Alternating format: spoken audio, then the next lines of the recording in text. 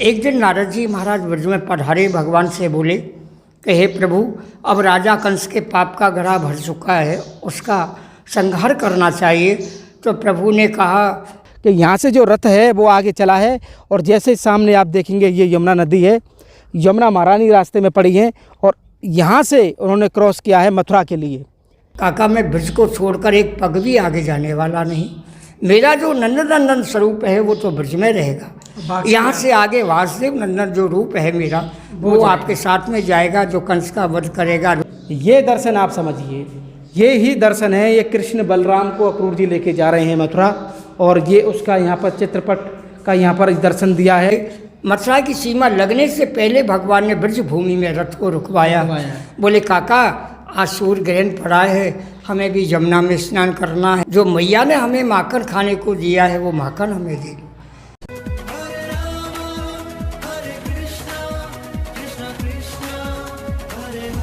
जय जय श्री राधे राधे। मैं धर्मेंद्र गोस्वामी स्वागत करता हूं एक बार फिर आपके अपने चैनल ब्रज दर्पण में।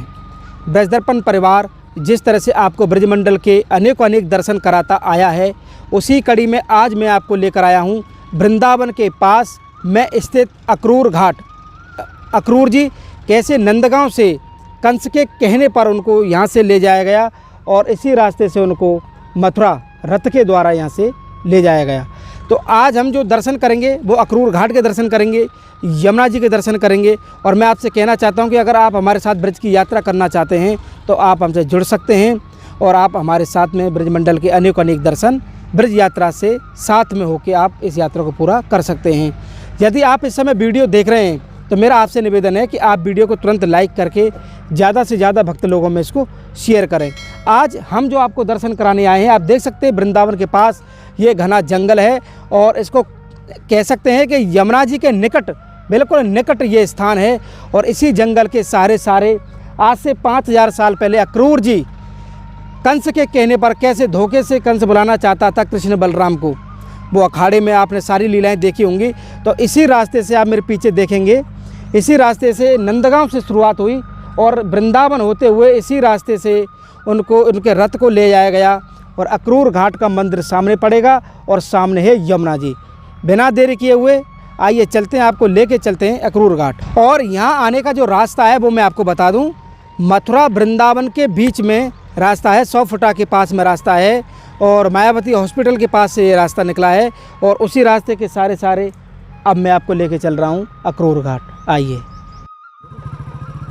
आप और हम इस समय चल रहे हैं अक्रूर घाट, वही स्थान जहाँ पर अक्रूर और कृष्ण बलराम ने यहाँ पर आराम किया है, रेस्ट लिया है, क्योंकि उनको जाना था मथुरा जाना था। नंदगांव से यात्रा थी तो नंदगांव से यात्रा शुरू की और इसी रास्ते के सारे 5000 साल पहले कैसे भगवान कृष्ण अक्रूर जी के रथ में बैठ के यहाँ यमुना जी के किनारे पर उन्होंने स्नान किया है और एक रात विश्राम किया है, उसी स्थान का दर्शन कराने के लिए हम आपको लेकर आए हैं। तो आइए चलते हैं। सबसे पहले हम आपको, जब हमने कहा कि कैसे कंस के कहने पर, कंस के निमंत्रण पर जब कृष्ण बलराम को नंदगांव से लेने गए अक्रूर जी, तो इसी घाट पर, ये मेरे सामने आप देख रहे हैं, इसी घाट पर यमुना जी के इसी तट पर वो यहाँ पर आए हैं और इसी रास्ते से वो मथुरा के लिए सीधा निकले हैं। ये आप मेरे सामने देख रहे हैं अक्रूर घाट। जी हाँ, अक्रूर घाट का दर्शन करने के बाद मैं आपको समझाना चाहता हूँ उस लीला को, द्वापर काल की को, कि यहाँ से जो रथ है वो आगे चला है और जैसे सामने आप देखेंगे ये यमुना नदी है, यमुना महारानी रास्ते में पड़ी है और यहाँ से उन्होंने क्रॉस किया है मथुरा के लिए। तो मेरे कहने का अर्थ ये है कि ये जो अक्रूर घाट है आपने देखा होगा वृंदावन के पास में, और ये यमुना महारानी का आप दर्शन कर रहे हैं और ये देखिए आप किस तरह से यमुना जी यहाँ पर बह रही हैं और अक्रूर घाट मेरे सामने यही है। और इसके बाद अक्रूर घाट के बाद अक्रूर जी का जो मंदिर है उसका दर्शन हम आपको कराएंगे, लेकिन इस समय आप यमुना महारानी का स्पर्श मेरे साथ करना चाहिए आपको। आइए, और हम यहाँ पर यमुना महारानी जी का स्पर्श करना चाहते हैं और आपको उस दिव्य आनंद के बारे में भी बताना चाहते हैं, जो कि जय हो ओ यमुना महारानी, बोलो यमुना मैया की जय। ये अलौकिक दृश्य आप पहले देखिए। ब्रज दर्पण चैनल इस समय यमुना महारानी के बिल्कुल किनारे पर खड़ा हुआ है और जो दर्शन है वो दर्शन है अक्रूर घाट का। यहाँ अक्रूर घाट का यह दर्शन है और कैसे अक्रूर जी यहाँ पर लेकर आए हैं। और ये सीधा मेरे उधर मथुरा है, उधर पार। तो इस समय हम यमुना जी के इस किनारे पर खड़े हुए हैं और किनारे किनारे पर आप देखेंगे उधर पूरा मथुरा है और अक्रूर घाट का जो रास्ता है वो ये है। अब अक्रूर घाट का दर्शन करने के बाद हम अक्रूर जी के मंदिर चलेंगे, जहाँ पर कृष्ण बलराम और अक्रूर जी के दर्शन हैं। आइए चलते हैं, आपको बिना देरी किए हुए अब हम आपको लेके चलते हैं अक्रूर जी के मंदिर। जैसा कि आप मेरे सामने देख रहे हैं, मैं बिल्कुल अक्रूर मंदिर के बिल्कुल सामने खड़ा हुआ हूँ और आप ये मुख्य द्वार देख रहे हैं, ये अक्रूर जी मंदिर का। और मेरे सामने जो आप जाएंगे वो यमुना जी पे अक्रूर घाट है। तो यहाँ से पहले अक्रूर जी मंदिर है और मंदिर में किस तरह का दर्शन है जब हम आप इसमें एंट्री करेंगे तो एंट्री करते ही आपको तुलसी महारानी का ये पौधा दिखेगा और एक घना आश्रम दिखेगा और आश्रम के साथ साथ ये गौ माता का दर्शन आप कर सकते हैं। यहाँ पर ये अक्रूर मंदिर में जब आप एंट्री करेंगे तो यहाँ पर ये गौ माता के आपको दर्शन हो रहे हैं। और गौ माता के बाद अब हम आपको लेके चलते हैं मंदिर में और वहाँ पर किस तरह का दर्शन है। जैसा कि आप देख सकते हैं मंदिर प्रांगण काफ़ी बड़ा मंदिर प्रांगण है और यहाँ की जो लीला है वो अपने आप में अद्भुत है। कैसे यहाँ पर अक्रूर जी कृष्ण बलराम को लेकर कह सकते हैं ये एक दर्शन है। आप देख सकते हैं ये रथ है और उसी भाव में एक रथ है, यहाँ से विराजमान होकर मथुरा जाती है सवारी, ऐसा बाबा ने हमको बताया है। और एक रथ भी यहाँ पर लगा हुआ है और इस रथ के बाद मंदिर का जो दर्शन है परिक्रमा का उसका हम दर्शन कराएं।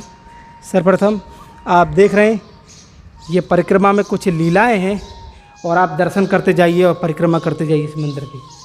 ये देख सकते हैं चैतन्य महाप्रभु जी का यहाँ पर किस तरह से वृंदावन के वन वनिताओं का आनंद है।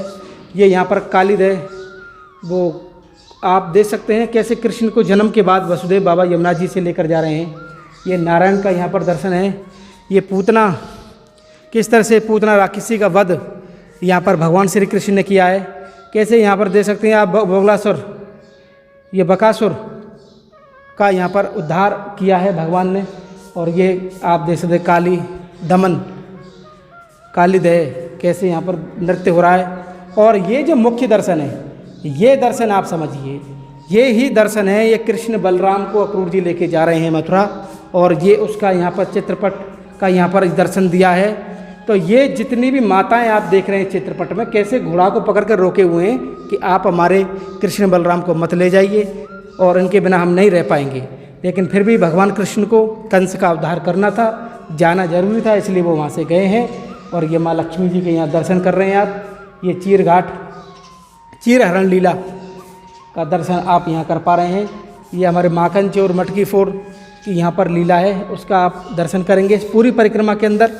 और ये गिरिराज धरण लीला यहाँ पर दिखाई गई है। इसके अलावा आप देख सकते हैं ये निकुंज रासेश्वरी, यहाँ गोपियों के साथ में भगवान श्री कृष्ण राधा रानी का यहाँ पर दर्शन है। और उसके अलावा एक चित्रपट का दर्शन यहाँ पर है, कैसे एक संत यहाँ पर दिव्य आनंद ले रहे हैं चैतन्य महाप्रभु जी।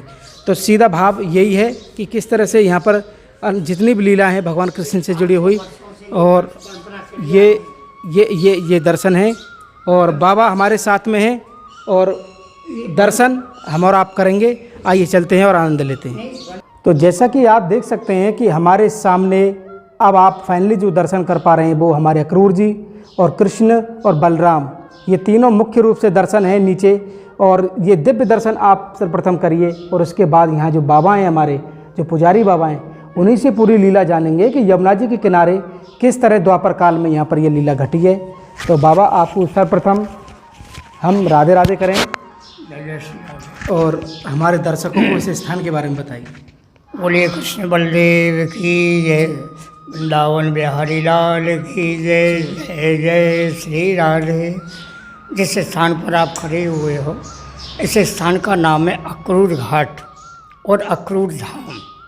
ये अक्रूर घाट नाम क्यों पड़ा है और धाम क्यों बना है इसको समझना भी बहुत ज़रूरी है। ये तो आप सब जानते ही हैं कि भगवान ने राजा कंस की जेल में जन्म लिया। जन्म लेने के बाद में गोकुल में गए। जो आप दर्शन कर रहे हैं ये बीच में अक्रूर जी महाराज हैं, इधर बगल में बलराम जी हैं, इधर कृष्ण हैं। ये भगवान श्री कृष्ण के चाचा वसुदेव जी के छोटे भाई और राजा कंस के यहाँ सेनापति थे। जब भगवान ने राजा कंस के राक्षसों का वध किया है तो कंस घबरा गया। विचार करता है कि ब्रज में जो भी राक्षस जाता है कोई जीवित वापस नहीं आता। मुझे कोई खबर ही नहीं देता है कि मेरा शत्रु कितना बलवान है। एक शत्रु मारता है, हजारों मिलकर मारते हैं। एक दिन नारद जी महाराज ब्रज में पधारे, भगवान से बोले कि हे प्रभु, अब राजा कंस के पाप का घड़ा भर चुका है, उसका संहार करना चाहिए। तो प्रभु ने कहा, नारद आप राजा कंस के पास जाइए, उसकी बुद्धि को भ्रमित करिए, वो हमें किसी प्रकार से मथुरा बुलाए तो हम उसका भी उद्धार कर देंगे। तो नारद जी मथुरा जाते हैं, राजा कंस के पास बोलते हैं, अरे राजा तू कैसा राज करता है, मेरी कुछ समझ में नहीं आती है। अरे तू राजनीति करना नहीं जानता। अरे तेरा यहाँ से एक राक्षस ब्रज में जाता है, उनको मारने के लिए वहाँ हजारों ग्वाल मिलकर मारते हैं। क्या कहा? हजारों मिलकर मारते हैं। यूँ नहीं कहा कि एक बलराम या कृष्ण मारते हैं। तू एक काम कर, यहाँ से किसी को ब्रज में भेज और उन दोनों भाइयों को यहाँ मथुरा बुला। जब वो यहाँ आएंगे, वो 2 होंगे और तुम हजारों होंगे, मिलकर मार देना, शत्रु समाप्त हो जाएगा। राजा कंस की बुद्धि भ्रमित हो गई, क्योंकि नारद तो जन जन का कल्याण करने वाले ऐसे देव हैं, देवता दैत्य दानव जिनकी बात का कोई भी अनादर ना कर सके, ना माने, ऐसी कोई बात नहीं। नारद जिनकी बात कभी रद्द ना हो, उनको कहते हैं नारद। तो नारद अब कंस विचार करता है कि मैं ब्रज में यदि किसी सेवक को भेजूँगा तो ब्रजवासी भेजेंगे नहीं, तो क्यों ना मैं सेनापति जी को ब्रज में भेजूँ, ये रिश्तेदार भी हैं और ये लेकर आएंगे और किसी ब्रजवासी को हमारे ऊपर शक भी नहीं होगा। तो अक्रूर जी से कहा कि अक्रूर जी आप ब्रज में जाइए और कृष्ण बलदेव को यहाँ मथुरा लेकर आइए। मैं इस मथुरापुरी में एक धनुष यज्ञ का मेला रचाऊँगा, उसके देखने के बहाने उनको यहाँ बुलाओ। ब्रजवासियों से कह देना कि राजा कंस बहुत खुश है, ब्रज में जो राक्षसों का वध किया है, इस बात को सुनकर इनको कुछ बख्शीश देना चाहता है। जब वो ऐसे कहकर यहाँ आ जाएंगे तो हम उनका वध कर देंगे, धोखे से उनका वध करेंगे। तो अक्रूर जी विचार करने लगे, यदि मैं मने करता हूँ तो राजा कंस मुझे यहीं मार देगा, मेरा चलना ही उचित है। वो तो नारायण है, साक्षात जी अपने काल को अपने आप ही बुला रहा है। अक्रूर जी इस बात को जानते थे कि भगवान श्री कृष्ण साक्षात नारायण के अवतार हैं, पर जब ब्रज में आए हैं तो उनकी भी यहाँ बुद्धि भ्रमित हो गई, क्योंकि भगवान श्री कृष्ण को ग्वालों के साथ में खेलते देखा, नाना प्रकार के जैसे बालक जो कार्य करते हैं ऐसे कार्य भगवान कर रहे हैं। तो वो भी विचार करने लगे, ये छोटे छोटे बालक कहीं ये नारायण नहीं हुए और राजा कंस ने मार दिया तो मुझे बाल हत्या का पाप लगेगा। भगवान समझ गए कि भगवान 11 वर्ष 52 दिन ब्रज में रहे, उसके बाद में ब्रज छोड़ दिया भगवान ने, तो वो अवधि पूरी हो गई थी। जब अक्रूर जी ने कहा ब्रजवासियों से कि राजा कंस ने इन दोनों को बुलाया है, कुछ बख्शीश देना चाहता है, तो ब्रजवासियों ने बहुत अनादर किया अक्रूर जी का। अक्रूर जी इस अनादर को अपना मान समझने लगे। जैसे कि त्रेता युग में हमारी कैकेयी महारानी ने अपमान सहन किया संसार के कल्याण के लिए, इसी प्रकार से यहाँ अक्रूर जी ने अपमान सहन किया है संसार के कल्याण के लिए। अगर मैं अपमान सहन नहीं करूँगा तो राजा कंस का वध नहीं होगा। भगवान बोले, अरे मैया क्यों चिंता करती है, हम 2-4 दिन में मेला देख कर आ जाएंगे। माता यशोदा कहती है, अरे नाम तो तेरा क्रूर है, पर कर्म तेरे बड़े क्रूर हैं, तेरे हृदय में दया नहीं, हमारे छोटे छोटे बच्चों को मरवाने के लिए ले जा रहा है, कुछ तो दया कर। अरे अक्रूर तू जानता है कि जिनके बालक होत नहीं उनके ओछे भाग, और सुत बिछड़न की होत है बुरी पेट की आग।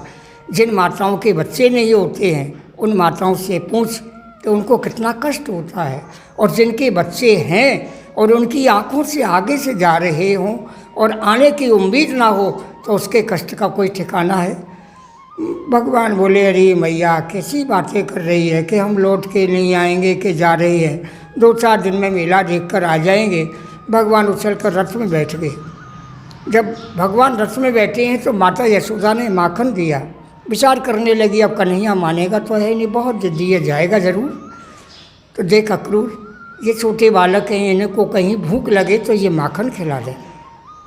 भगवान जब चलने लगे, जब इस स्थान पर आए हैं तो यहाँ भगवान ने रथ को रुकवाया।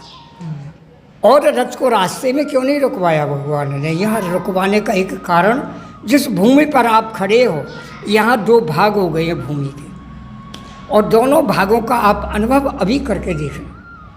आप जब तक इस ब्रज भूमि की तरफ रहेंगे तो आपके मन में श्रद्धा भाव प्रेम बना रहेगा, और आप मंदिर से 10-5 हाथ दूर हो जाइए तो आपका मन, आपका हृदय अपने आप परिवर्तन हो जाएगा। कारण कि ये कंस की भूमि है। यहीं से मथुरा की परिक्रमा प्रारंभ होती है। मथुरा की सीमा लगने से पहले भगवान ने ब्रज भूमि में रथ को रुकवाया। बोले काका, आज सूर्य ग्रहण पड़ा है, हमें भी यमुना में स्नान करना है और आप भी यमुना में स्नान करना। जो मैया ने हमें माखन खाने को दिया है वो माखन हमें दे दो। भगवान ने विचार किया इनके हृदय में जो संशय है उसका निवारण भी करना है। जैसे अक्रूर जी ने यमुना में गोता लगाया है तो भगवान ने यहाँ अपनी लीला दिखाई है। जिस प्रकार से रथ में बाहर माखन खा रहे हैं उसी प्रकार से जल के भीतर भी माखन खा रहे हैं। अक्रूर जी उनको पकड़ने के लिए दौड़े। ये बालक रथ को लेकर यमुना में कैसे आ गए, ये मर जाएंगे। पर बाहर निकल के देखा तो बाहर भी रथ खड़ा हुआ है, भीतर भी रथ है, बाहर भी रथ है। तो भगवान हंस के बोले काका क्यों देर कर रहे हो, जल्दी स्नान करो, हमें मथुरा जाना है। जबकि भगवान को मथुरा जाना नहीं है। जैसे अक्रूर जी ने गोता लगाया तो यहाँ शेष के ऊपर भगवान ने नारायण रूप में दर्शन दिए हैं। अक्रूर जी का भ्रम दूर हुआ। मैं किस भ्रम में पड़ा हुआ था कि ये साक्षात छोटे छोटे बालक हैं, राजा कंसन का वध कर देगा, ये तो नारायण है, कंसन का क्या बिगाड़ेगा, ये तो स्वयं कंस का उद्धार करने के लिए जा रहे हैं। भगवान ने कहा काका, श्रीमद् भागवत जी में भी है कि वृंदावन न प्रत्यज्य पादमेकम न गच्छति। काका मैं ब्रज को छोड़कर एक पग भी आगे जाने वाला नहीं। मेरा जो नंदनंदन स्वरूप है वो तो ब्रज में रहेगा। यहाँ से आगे वासुदेव नंदन जो रूप है मेरा वो आपके साथ में जाएगा, जो कंस का वध करेगा। द्वारका की लीला, महाभारत जैसे नाना प्रकार की जो लीलाएं भगवान ने की हैं वो यहाँ से वासुदेव नंदन ने की है। हमारे यशोदा नंदन या नंद नंदन ने ऐसी लीलाएं नहीं की हैं। और इसी स्थान पर भगवान ने अंतिम बार माखन खाया। यहाँ के बाद ना माखन मिश्री बार माखन ब्रज में खाया है, यही खाया है। इसके बाद माखन मिश्री का भोग न मथुरा में लगा है न द्वारकापुरी में लगा है। यहाँ से सीधे द्वारका निकले? यहाँ से कंस को मारने के बाद में जब गए हैं द्वारका, ना तो मथुरा में प्रसाद लगा है माखन मिश्री का, ना द्वारका में लगा है। वहाँ 56 भोग लगे हैं ठाकुर के भोग प्रसाद में। माखन मिश्री का कहीं भी प्रमाण नहीं मिलता है। भगवान यात्रा, बाबा यात्रा कहाँ से शुरू हुई है? यात्रा मैं आप उस विषय को भी बताता हूँ। आपने ऐसा प्रसंग छेड़ दिया कि यात्रा कब से प्रारंभ हुई। हाँ, ये जो अक्रूर जी लेके आए वो नंदगांव से, कहाँ से? नंदगांव से लेकर आए। नंदगांव से चलिए। नंदगांव से लेकर आए हैं। इस स्थान पर जब आए हैं तो यहाँ नारायण रूप के दर्शन कराए हैं और इसी गुप्त मार्ग से लेकर भगवान को गए मथुरा के लिए। इस मार्ग से नहीं गए, राजमार्ग से नहीं अक्रूर जी लेकर गए। और अक्रूर जी क्योंकि सेनापति थे, जिस प्रकार से राजा ने छल किया है इसी प्रकार से अक्रूर जी महाराज ने भी राजा कंस के साथ में छल किया है। और जगह जगह अपने दूत बैठाल रखे थे, गुप्तचर बैठाल रखे थे कि राजा कंस किस योजना से इन दोनों बच्चों को मारना चाहता है, तो उसकी पल पल की खबर मुझे मिलनी चाहिए। तो भगवान को जब लेकर गए हैं तो सीधे मथुरा में प्रवेश नहीं किया अक्रूर जी ने। जमुना घाट पर पहले भगवान को ठहराया है। वहाँ ठहरे हैं तो भगवान ने वहीं से राजा कंस को चुनौती देना शुरू किया है। राजा कंस के सर्वप्रथम धोबी का वध किया है। तो नाना प्रकार की लीला है, वो तो बहुत लंबी गाथा है। भगवान के जाने के बाद में ये ब्रज लुप्त हो गए।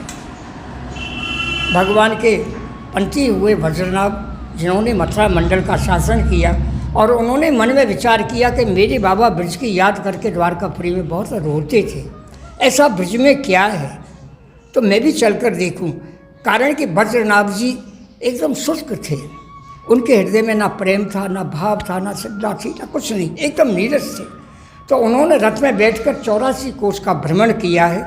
जब से ये 84 कोस की परिक्रमा प्रारंभ हुई तो 84 कोस का भ्रमण किया तो यहाँ उनको भक्ति, प्रेम, श्रद्धा, भाव सब नजर आया। सब चीज़ जब उनको विदित हुई है यहाँ, तो उन्होंने यहाँ 4 देव और 4 महादेवों की स्थापना कराई जो आज भी हैं उनके हाथ में। वृंदावन में गोविंद देव जी हैं, मथुरा में केशव देव जी हैं और गोवर्धन में हरदेव जी हैं और बलदेव में दाऊजी महाराज हैं। ये 4 देव और 4 महादेव वृंदावन में गोपेश्वर, मथुरा में भूतेश्वर, गोवर्धन में चक्रेश्वर और कामा में कामेश्वर। ये कामा भी हमारे भगवान का निज वृंदावन है। उनके जाने के बाद में फिर इनके वंश में कोई भी ऐसा राजा नहीं हुआ जो धार्मिक हो, फिर ये ब्रज लुप्त हो गया। देखा आपने पूरी कहानी अक्रूर घाट से लेके अक्रूर जी की पूरी लीला के बारे में हमने ये जाना है। यमुना मैया के किनारे पर यह स्थान है। आखिरी बार माखन भी यहीं खाया है और आखिरी जो छोर था ब्रज के लिए भगवान कृष्ण का वो यहीं था। यहाँ से मथुरा के कंस का उद्धार करने के बाद सीधा द्वारका गए हैं वो। तो कह सकते हैं कि ब्रज का जो आखिरी क्षण है भगवान कृष्ण के लिए वो ये स्थान है। अब बाबा हमको ऐसे हनुमान जी के दर्शन कराने जा रहे हैं। कहते हैं कि पूरे विश्व में इतनी सुंदर प्रतिमा ना हो, ऐसा दिव्य दर्शन यहाँ पर करेंगे हम। और इस समय हम पुष्पेंद्र वाटिका के अंदर हैं। यहाँ पर आप देख सकते हैं केलों के वृक्ष हैं, जामुन का वृक्ष है और यहाँ की प्रकृति और यहाँ का जो वातावरण है और यमुना मैया का किनारा है और भगवान का आखिरी स्थान क्षण जहाँ से वो ब्रज को छोड़ के गए हैं उसका दर्शन है। ये अपने आप में अलौकिक और दिव्य है। बाबा मेरे साथ में हैं, सामने हैं और ये पूरी प्रकृति का आप दर्शन कर रहे हैं। ये वो बट वृक्ष ये है देख। जहाँ चेतन महाप्रभु जी महाराज विराजमान थे। अरे वाह, ये इतना विशाल था पूरे मंदिर में आगे तक।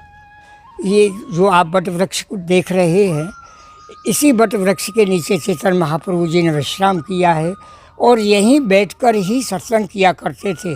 जब चेतन महाप्रभु जी के इस स्थान के द्वारा ठाकुर की प्राप्ति हुई तो चेतन महाप्रभु जी जब तक ब्रज में रहे हैं 3 पहर रात्रि को विश्राम इसी स्थान पे किया करते थे।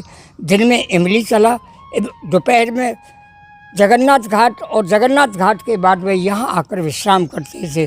ये उनकी विश्राम स्थली भी है। ये आप एक बार देखिए, चैतन्य महाप्रभु जी सर्वप्रथम जहाँ आए उस बट वृक्ष का मैं आपको दर्शन कराऊं। ये विशाल काय अति प्राचीन ये बट का वृक्ष है। आप देखिए किस तरह से पूरा इसका जो आकार है ये अपने आप में हजारों साल पुराना ये पेड़ है। और इसी पेड़ के इसी वृक्ष के पीछे आप देखेंगे कि हनुमान जी का जो बाबा बता रहे थे मंदिर है। जिस स्थान पर आप खड़े होकर भगवान श्री हनुमंत लाल जी के दर्शन कर रहे हैं, ऐसे विलक्षण दर्शन पूरे भारतवर्ष में क्या पूरे विश्व में कहीं भी ऐसे दर्शन आपको नहीं करने के लिए मिलेंगे। कारण कि जिस समय चेतन महाप्रभु जी महाराज इस स्थान पर विराजे तो आप तो ये जानते ही हैं कि बिना भक्त के भगवान को मिलाने वाले कौन? भक्त। अगर भक्ति ही नहीं होंगे तो भगवान कहाँ से प्राप्त होंगे? जब भक्त नहीं होंगे तो भगवान कहाँ होगा? मेरी तपस्या का समाधान कहाँ होगा? जब चेतन महाप्रभु जी महाराज इस स्थान पर विराजे और जमुना किनारे भ्रमण करने लगे तो उनको यहाँ ठाकुर के दर्शन नहीं हुए। कारण कि ये स्थान जो आप दर्शन कर रहे हैं ये मथुरा भूमि में है, ये मथुरा की भूमि है। तो मथुरा की भूमि में ठाकुर के दर्शन कैसे होते? जब हनुमंत लाल जी ने विचार किया जी ब्रज को उजागर करना है तो क्या उपाय करना चाहिए, तो हनुमंत लाल जी यहाँ ज़मीन में विराजमान थे। तो यहाँ जो सर्प भ्रमण करते थे, जब उनके एक शिष्य थे हरिदास जी महाराज, उन्होंने कहा कि महाप्रभु ये सर्प यहाँ भ्रमण क्यों करते हैं, क्या कारण है? तो चैतन्य महाप्रभु ने कहा यहाँ कोई देवता विराजमान है जिसकी ये परिक्रमा करते हैं। तो सभी भक्तों ने मिलकर झाड़ी को काटा, बालू हटाई, तो वहाँ से ये हनुमान जी महाराज का प्रादुर्भाव हुआ है। तो ये हनुमंत लाल जी उसी समय के स्वयंभू हैं, दक्षिणमुखी हैं, पंचमुखी हैं। अब ये जानना है, 5 मुख हैं। आप पास से दिखाइए। आप देखिए एक ही मुख में, ये विशेष है, एक ही मुख के अंदर 5 मुख। ऐसे दर्शन आपको पूरे विश्व में कहीं भी नहीं मिलेंगे, केवल अक्रूर घाट के पास। ये देखिए एक ही मुख में 5 मुख के दर्शन, पंचमुखी हनुमान जी का ऐसा दिव्य दर्शन आज हम अक्रूर मंदिर से कर रहे हैं। बाबा आपका बहुत बहुत धन्यवाद, आपने इतनी प्यारी लीला हमको बताई। तो बाबा यहीं वास करते हैं। तो आज का हमारा ये वीडियो आपको कैसा लगा, आज का हमारा ये दर्शन आपको कैसा लगा, आप हमें कमेंट करके, शेयर करके और इस चैनल को ज़्यादा से ज़्यादा सब्सक्राइब करके ज़रूर बताएं। श्री धाम वृंदावन के अक्रूर घाट से, अक्रूर मंदिर से आप सभी को प्यार भरा राधे राधे।